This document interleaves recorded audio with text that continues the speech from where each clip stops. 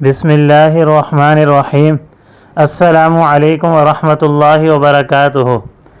آج ہم قرآن مجید میں بیان ہونے والے ایک ایسے نبی کا واقعہ سنیں گے جن کی زندگی صبر، تقوی اور اللہ پر کامل بھروسے کی بہترین مثال ہے۔ یہ ہے حضرت یوسف علیہ السلام کا مبارک واقعہ، جسے اللہ تعالیٰ نے سورہ یوسف میں نہایت خوبصورتی کے ساتھ بیان فرمایا ہے۔ حضرت یوسف علیہ السلام کا واقعہ آج ہم سنیں گے۔ حضرت یوسف علیہ السلام اللہ تعالیٰ کے عظیم نبی حضرت یعقوب علیہ السلام کے بیٹے تھے۔ اللہ تعالیٰ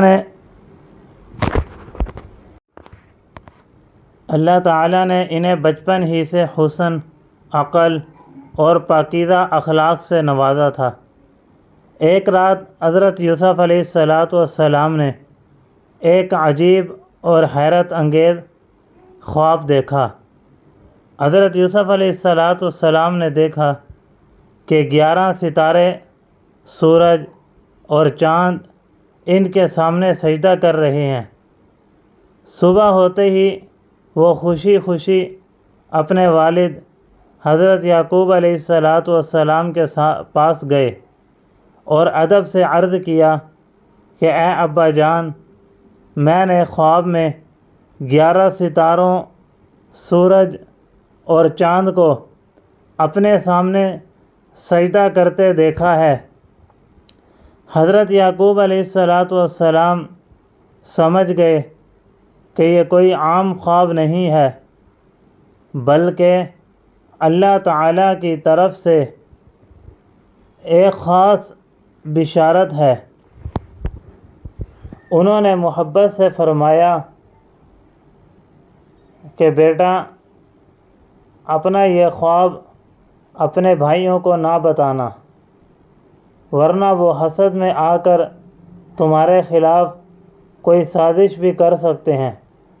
شیطان انسان کا کھلم کھلا دشمن ہے، اس لیے اپنے خواب کو چھپا کر رکھنا اور اپنے خواب کو کسی کو نہ بتانا۔ حضرت یعقوب علیہ السلام حضرت یوسف علیہ السلام سے بہت زیادہ محبت کرتے تھے، کیونکہ وہ نیک، فرما بردار اور پاکیزہ اخلاق کے مالک تھے۔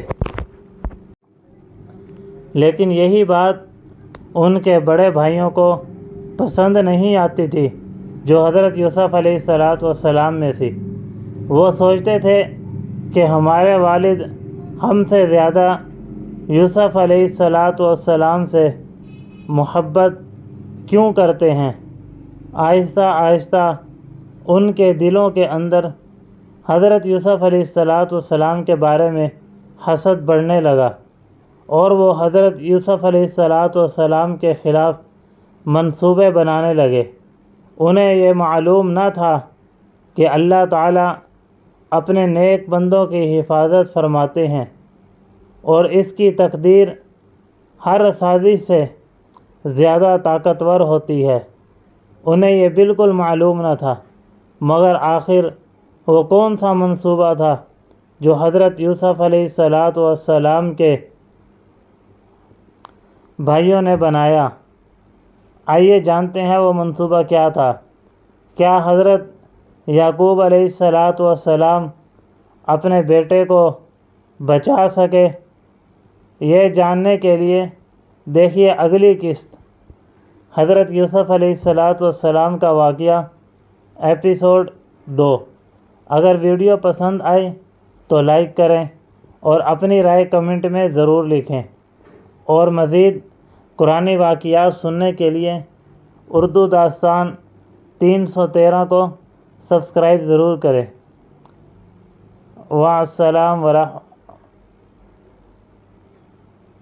السلام علیکم ورحمۃ اللہ وبرکاتہ۔ ملتے ہیں نیکسٹ ویڈیو میں، تب تک کے لیے السلام علیکم ورحمۃ اللہ وبرکاتہ۔ اللہ حافظ۔